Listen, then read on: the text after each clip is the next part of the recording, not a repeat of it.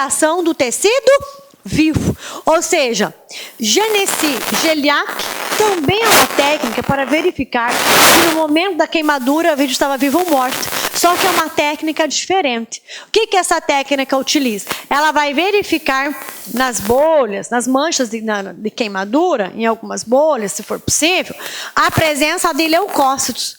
Vai verificar a presença o quê? De anticorpos. Por quê? Porque se a vítima estava viva, o organismo tenta o quê? Tenta regenerar-se, tenta se recuperar. Então vai até o local do ferimento para recuperar, para regenerar aquele tecido. Então se houver a presença de leucócitos, significa o quê? Que a vítima estava viva, o corpo humano ainda estava trabalhando, né? O organismo estava todo trabalhando. Se não houver a presença desses leucócitos, significa que a vítima já estava sem vida. Então, nós temos duas técnicas. Sinal de Montaldi, né?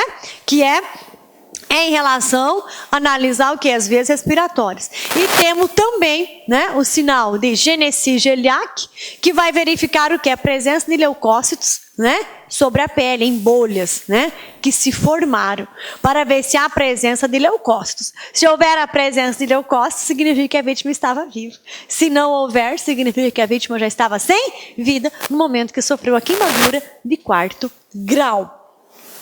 Aqui, galerinha, eu coloquei em destaque para vocês, porque é importante. Para fins de identificar a intoxicação por monóxido de carbono, né, haverá um exame de dosagem de carboxihemoglobina do sangue da câmara cardíaca. Então, aqui é uma informaçãozinha também para vocês. Então, lembre, quando for para verificar se houve ou não intoxicação por monóxido de carbono, é um exame, né, de dosagem que chama-se carboxihemoglobina. Esse exame retira sangue da câmara cardíaca para fins de verificação. Agora nós temos as causas de termonoses, né? Ou seja, quais são as causas, né, de queimaduras pelo calor? Olha só, nós vamos trabalhar aqui duas em especial. A insolação e a intermação. Então, insolação e intermação. Insolação e intermação, tá? A insolação, ela é caracterizada pela ação direta dos raios solares sobre o corpo da vítima. Então, a insolação se caracteriza, ela é representada pela exposição direta do corpo humano aos raios solares, tá? Aos raios solares. Ou seja, exposição direta. Exposição direta é a insolação. Ou seja, você fica muito tempo exposto aos raios solares. Seja em razão de trabalho, né? Porque às vezes trabalha no ambiente externo e precisa ficar ao sol sem a devida proteção, ou seja, a passeio mesmo, né? Você vai lá numa praia, vai em algum lugar e fica por demais exposto diretamente aos raios solares. Isso vai causar uma termonose denominada insolação. Então, olha só, a insolação, ela é caracterizada pela ação direta dos raios solares. Ou seja, a vítima está diretamente exposta a alta temperatura. Os raios solares incidem de modo direto sobre o corpo humano. Aqui em Cuiabá é um perigo nós sofrermos insolação, tá? É um risco muito grande, porque a nossa capital, o quê? É uma cidade muito quente. Cuiabá é chamada carinhosamente como Cuiabrasa. É a nossa Cuiabrasa. Então, aqui em Cuiabá, facilmente descuidou, vai ser vítima de insolação. Não pode ficar muito exposto aqui em Cuiabá diretamente aos raios solares. Nós temos altíssimas temperaturas aqui na nossa querida Cuiabrasa. Aí os sintomas da insolação: irritabilidade, vertigens, zumbidos, transtornos visuais, colapsos e até o coma. Aqui não tem, né, Está faltando um, que é muito, está direta à insolação, relacionada à insolação, a desidratação, né? A insolação ela vai causar desidratação. Eu pude presenciar uma situação de um familiar meu que passou em determinado concurso, né? Ele passou no concurso da Polícia Militar e ele foi para a rua, bem no início, após a academia, ele foi trabalhar na rua. E ele ficou exposto, ele não era habituado, né, à nossa temperatura. E ele sofreu insolação, ele foi diagnosticado com insolação. E ele apresentou uma deformidade temporária da face e da cabeça. Ele ficou com a cabeça muito inchada e a face torta. Ele apresentou uma deformidade temporária, né? Então esse é um exemplo de insolação. Ficou muitas horas exposto diretamente aos raios solares, sem nenhuma proteção, sem nenhum cuidado, sem procurar um abrigo à sombra, né? Já que precisava desempenhar o seu trabalho no ambiente externo. Então procure um abrigo à sombra, né? Procure hidratar-se, não tomando os devidos cuidados, fatalmente será vítima de insolação. Aí aqui eu trouxe uma imagem, até que enfim, né, pessoal? Uma imagem agradável se tratando de medicina legal, porque até agora nós só tivemos imagens, infelizmente, desagradáveis, apenas imagens de lesão. Então ontem, quando eu selecionei essa imagem para aula, eu falei, nossa, que bom, até que enfim, uma imagem assim agradável, em que pese essa imagem estar relacionada à ação, em que pese, né? Mas é uma imagem mais agradável. Então, olha só, a insolação, ela representa perfeitamente essa situação. É o indivíduo recebendo diretamente os raios solares. É o indivíduo exposto diretamente aos raios solares. Então, não esqueça. Não esqueça, insolação, exposição direta dos raios solares. Ao lado da insolação, nós temos a intermação. A intermação, ela não representa a exposição direta dos raios solares, não. Diferente. Nós teremos a intermação sempre que a queimadura, sempre que a termonose, ela advir o que? De alta temperatura, em razão do agente estar em um local fechado, pouco arejado. Ou ele está em um local fechado, ou ele está em um local pouco arejado. Em razão dele estar em um local fechado ou pouco arejado, a temperatura o quê? Aumenta e causa a termonose. A título de exemplo, nós temos o quê?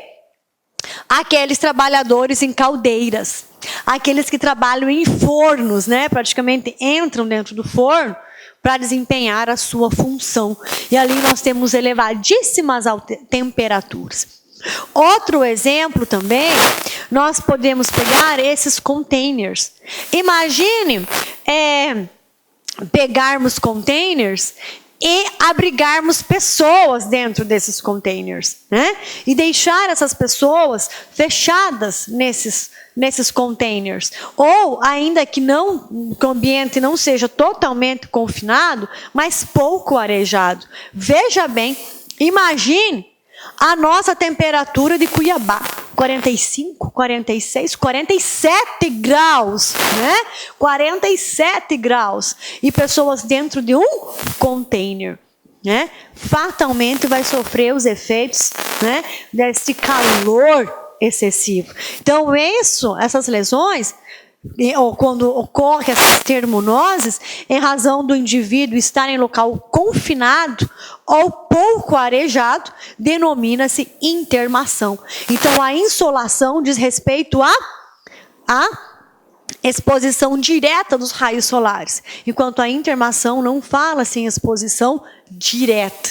Fala-se do agente sofrer em relação à alta temperatura, ou porque ele está confinado em algum lugar, ou porque ele está em um local pouco arejado, tá? Então, olha só, a intermação Do mesmo modo que a insolação gera danos, danos orgânicos, podendo levar à morte.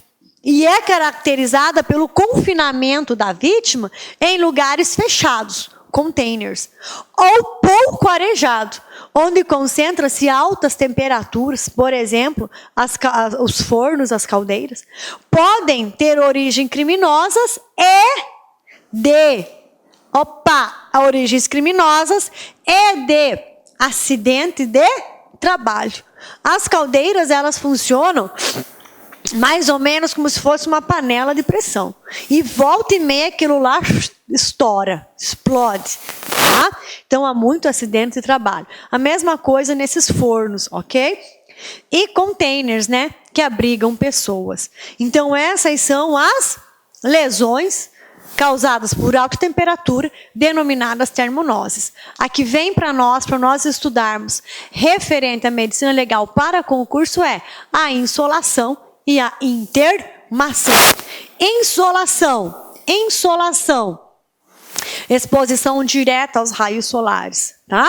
Intermação, confinamento ou locais pouco arejados, com a temperaturas elevadas. Então, em relação, pessoal, à temperatura, né? Nós finalizamos aqui. Agora vamos dar continuidade, vamos trabalhar pressão atmosférica, tá?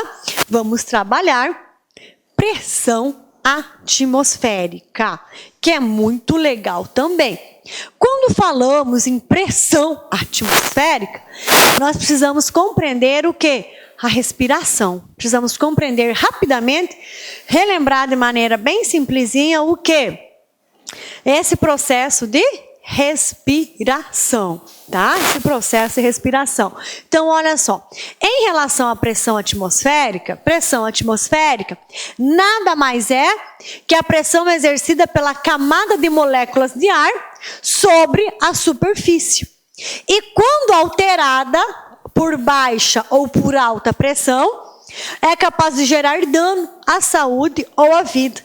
Capaz de gerar a poliglobulia ou a tromboembolia, tá? Então, quando a pressão atmosférica, ela não está bem regulada para determinado indivíduo, não está bem regulada para determinado organismo, ela pode provocar danos, ou ela vai provocar a poliglobulia, que é em relação à alta pressão. Ou ela vai regular, ou ela vai causar, então, ou a poliglobulia, ou a tromboembolia, que diz respeito à baixa pressão, tá? Então, o que é importante nós gravarmos aqui, ó? Quando fala em lesões causadas por energia de ordem química, pressão atmosférica, você precisa memorizar o quê? Que a alta pressão é capaz de gerar a poliglobulia. Alta pressão, poliglobulia, tá? Que representada pelo mal das montanhas, tá? Pelo mal das montanhas. Nós vamos estudar já. E também a lesão causada pela pressão atmosférica é capaz de gerar uma lesão denominada tromboembolia, conhecida, galerinha, como mal dos caixões, tá? Como mal dos caixões. Então, olha só, sempre que o organismo de um indivíduo não estiver habituado, né? Não estiver habituado a uma alta pressão, poderá sofrer uma lesão, e essa lesão denomina poliglobulia. Sempre que o organismo do indivíduo não estiver habituado a enfrentar uma baixa pressão, nós estaremos diante de uma lesão denominada tromboembolia. Alta pressão, Poliglobulia. Alta pressão, poliglobulia. Baixa pressão, tromboembolia, ok? A situação dos alpinistas, né? Da situação dos alpinistas é a poliglobulia. A situação dos mineiros, tromboembolia, ok? Então, a situação dos alpinistas, alta altitude, né? Altitudes mais altas em relação ao nível do mar, pode gerar a poliglobulia. Uma altitude que está abaixo do nível do mar é capaz de gerar a tromboembolia, tá? Essas duas denominações, e quando elas surgem, é de extrema importância, tá? Aqui eu trouxe essa observação para vocês, então olha só. Olha só. Quando o assunto é pressão atmosférica, é necessário compreendermos o processo da respiração. E esse processinho da respiração, né? Inspirar, expirar, né? Denomina-se o quê? Hematose, tá? Denomina-se hematose. Ou seja, olha só que legal. O ar passa pela traqueia, chega aos alvéolos pulmonares. E o sangue que circula pelo nosso corpo, ele apresenta o quê? Ele apresenta gás carbônico, né? Que é trocado, que é transformado por oxigênio nos alvéolos. Então, há essa troca de gás carbônico por oxigênio. Os glóbulos vermelhos, ou hemácia, né? Então, os glóbulos vermelhos ou as hemácias possuem um pigmento chamado o quê? Hemoglobina, que carrega oxigênio e leva gás carbônico para ser eliminado pelo pulmão quando soltamos o ar. E este processo denomina-se hematose, por consequência, ficou uma na direção da outra. E esse processo denomina-se hematose. Então, é necessário compreender esse processo da respiração. Quando a pressão atmosférica já está num nível que o seu organismo está habituado, tranquilo. Esse processo da respiração, ele é feito de maneira muito tranquila. Ele é feito de maneira muito tranquila. Agora, quando não estamos adaptados a altas altitudes ou baixa, né? Sofremos alta pressão ou baixa pressão atmosférica, aí pode gerar lesões a esse indivíduo, né? Pode gerar lesões a esse indivíduo. Ou seja, a hematose representa as trocas gasosas que ocorrem nos alvéolos pulmonares. Porém, para que esse processo da hematose se dê de maneira tranquila, de maneira que não apresente nenhum tipo de problema, o que é necessário? É necessário, primeiro, que haja uma pressão atmosférica, o quê? Adequada, né? É necessário que haja uma pressão atmosférica adequada, nem baixa e nem alta demais para esse indivíduo, tá? Segundo, que haja o movimento da caixa torácica. Movimento da caixa torácica. Terceiro, que exista oxigênio, né?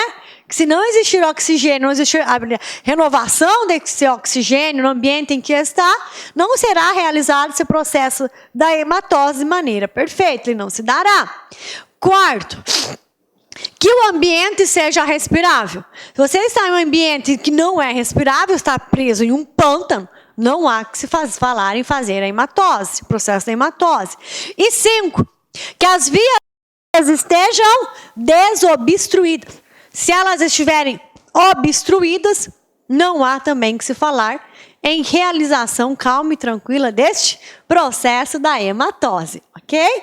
Então, são esses 5 requisitos para que o processo da respiração se dê de maneira calma, de maneira tranquila, sem apresentar nenhuma complicação, tá?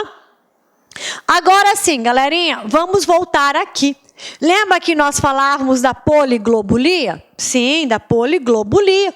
Veja bem, no mal das montanhas, o mal das montanhas é o efeito da baixa pressão atmosférica, representada por altas altitudes, tá? Representada por altas altitudes, que sofre, por exemplo, os alpinistas, ou mesmo quem visita, países com altas altitudes em relação ao nível do mar, como a Bolívia, lá em La Paz. Então, olha só, quando nós falamos em alta altitude, nós precisamos compreender o que é altitude, como nós compreendemos altitude. Então, altitude nada mais é que a distância vertical, tá, daquele objeto em relação ao nível do mar. É a distância vertical daquele objeto em relação ao nível do mar. A Bolívia, por exemplo, ela tem uma altitude, uma distância vertical superior ao Brasil em relação ao nível do mar. Por isso que quando os nossos jogadores, né, ou de outros países, vão para La Paz, vão para a Bolívia para uma partida de futebol, eles sentem o quê? O ar mais rarefeito. Eles têm essa dificuldade de respirar. Isso é devido à pressão atmosférica, tá? Isso é devido à pressão atmosférica. Por isso que fala-se o mal das montanhas, tá? Porque quanto mais alto você está, mais distante você está do nível do mar, tá? E mais rarefeito vai ficar o ar, ok? Então, olha só, a baixa pressão atmosférica, ela é representada o quê? Pela queda de oxigênio e de gás carbônico. Nessa situação, os glóbulos vermelhos aumentam e ocorre a chamada poliglobulia. Olha que legal, tá? Então, olha só, a altitude é alta, né? Altitude alta, eu tenho uma baixa pressão. Então, altitude alta, eu tenho uma baixa pressão. Essa baixa pressão, ela é representada pela queda, pela diminuição de oxigênio e gás carbônico. Quando há essa diminuição de oxigênio e de gás carbônico, o que acontece?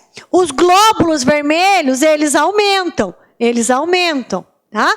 E esse aumento provoca o quê? A poliglobulia. Então, vamos memorizar essa informação, porque ela é muito importante.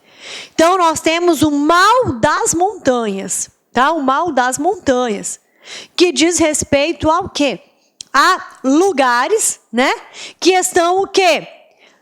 Que possuem altitudes elevadas, altitudes mais elevadas em relação ao nível do mar. O mal das montanhas representa locais, por isso o mal das montanhas representa locais que eles têm uma distância vertical bem acima do nível do mar. Essa distância vertical bem acima do nível do mar, essa alta altitude, ela traz consigo a baixa pressão. Essa baixa pressão, ela é representada pela diminuição de oxigênio e de gás carbônico no ar. E quando há essa diminuição de oxigênio e de gás carbônico, o nosso organismo produz o quê? Produz mais glóbulos vermelhos, dando causa à poliglobulia. Então, vamos fazer assim, olha só. Mal das montanhas está ligado o quê? Com altas altitudes. Altas altitudes provocam baixa pressão. Baixa pressão representa diminuição de oxigênio e de gás carbônico. E isso o quê? Pode gerar uma lesão denominada poliglobulia. Ok? poliglobulia. Essa informação, ela é muito importante. Então, olha só. Mal das montanhas está relacionado ao quê? A objetos, né, vamos assim dizer, que estão numa distância vertical bem acima do nível do mar.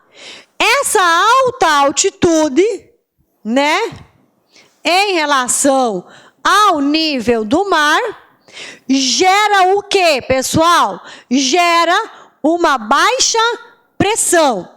A baixa pressão, ela é igual o quê? Ela é igual a queda de oxigênio e gás carbônico. A queda de oxigênio e de gás carbônico é capaz de gerar uma lesão denominada poliglobulia. Fechou? É esse o raciocínio que precisamos ter, tá bom? É esse o raciocínio que precisamos ter. Então, olha só. Aqui eu trouxe para vocês. Deixa eu apagar para ficar melhor. Aqui, tá?